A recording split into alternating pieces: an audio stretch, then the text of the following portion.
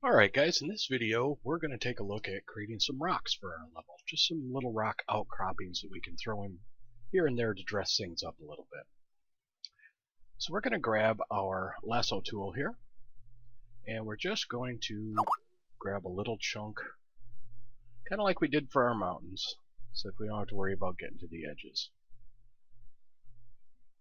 So we just grab it like that and finish it off. Come over and create a new layer, and I'm going to grab somewhere around a medium gray, just a hint of blue in it. And if you've gone through the rest of this series, you know why. We want to be able to bring out some of those highlights later. So we're going to fill that. We're looking pretty good. Control D to deselect. And now we're going to start playing around creating a few different rocks. So we've got this going. Actually, you know what? Let's try something else. I'm going to go ahead and hit Control Z to reselect that. Otherwise, you can hold down Control and click on it and it will select it.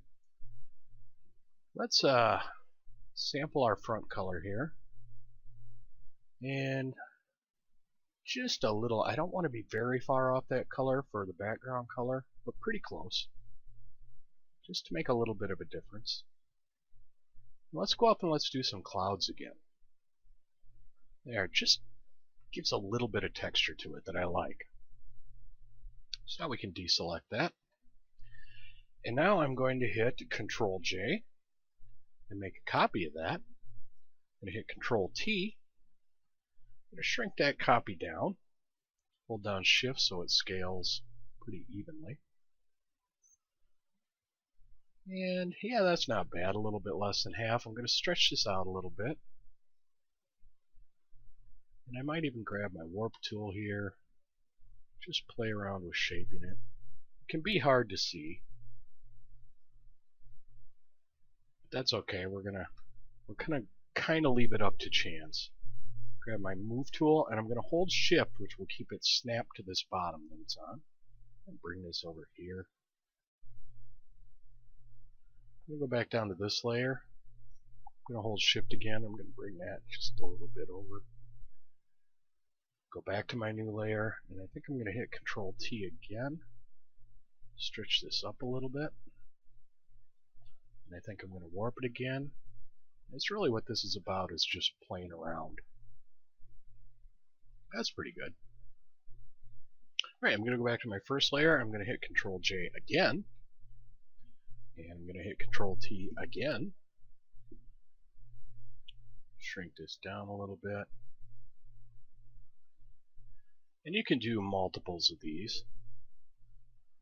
You can have 10 rocks in there. Let's slide that over a little bit. I kind of like that. And I'm going to warp. I think I'm just going to suck this bottom down a little bit. Make it a little less pointy. I'm going to hit Control T to take it back to a regular transform and bring it back up to where it was. That's pretty good. And I would probably do a couple more small rocks in here just to really make it nice and break it up. But for the sake of this, we'll get the idea, so we'll stop there.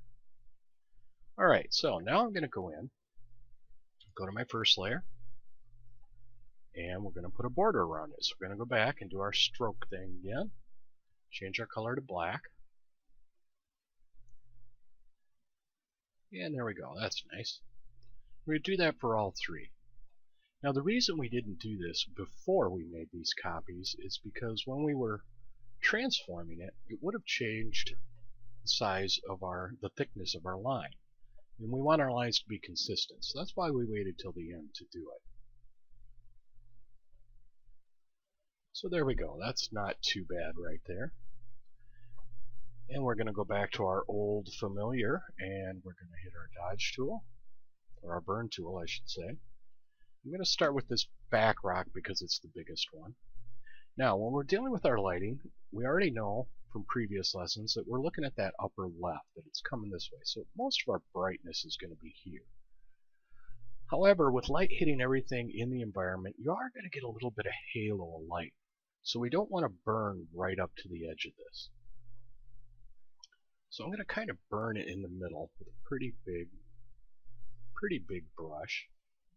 And down here where the other rocks are around it, that's where it's really going to get dark on us.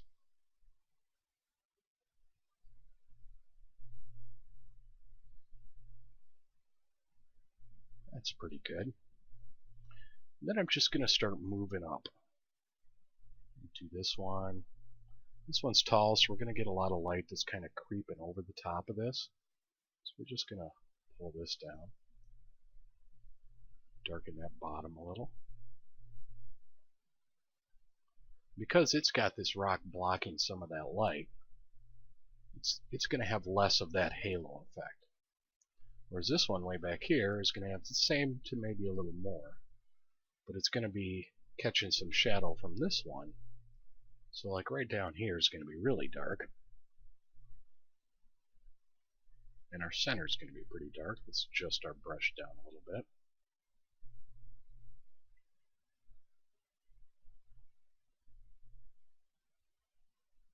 So that's not too bad. And then we can just work our way back down through our layers with our dodge tool. My dodge tool I'm going to make pretty small because these are rocks. So I don't want a really even amount of light showing off them. I want it kind of busted up. A little bit of a strange shape to it. Might pick up just some light highlights here and there.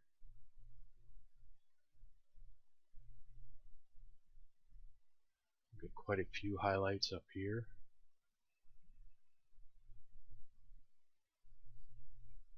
I do like using the soft brush just so the gradient is nice and even on it, because that suits the kind of cartoony style we're doing.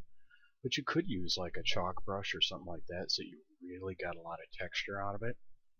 But again, that's going to depend a little bit on just what kind of style you're going for.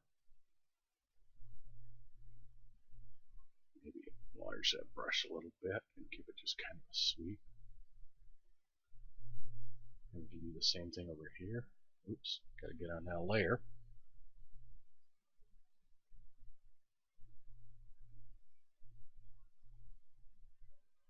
Make a big sweep on it. Bring our brush down. Do a little bit of detail work. Get that looking nice.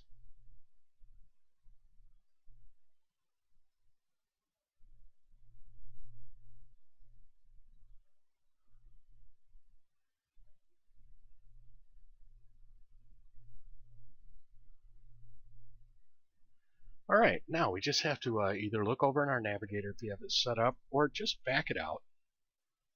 Wrong game size. That's not too bad. It's looking very rocky. It'll look like rocks when it's in with our other stuff. If we want, we can come on up here to Image and Adjustments. Actually, I'm gonna bring all these layers down. Control E, get them all in one layer. Image Adjustments, Levels. We can fiddle with our levels. You can see our main blacks come in here, so we can darken that up a little bit. We can bring this back to lighten that up if we want. So you can get something that's really got a lot of contrast and really stylistic. Or we can back it off a little so it's not quite so pronounced. And we can start adjusting our middle. Find some nice blues in there. I like that quite a bit. And it's really all just personal taste. But overall, that's pretty simple. The rocks come along it's pretty easy to do, and we'll just be able to throw those in on top of our levels here and there, make things look a little spiffier. So, once again, we're going to go ahead, save these out as the targets that we normally would, and because we are going to have some transparency, we do want to save those at 32-bit. Remember, 32-bit on your targets holds the transparency. Anything less is not going to keep the transparency in the channel. So we're all set, and we will go ahead and move on to that next video.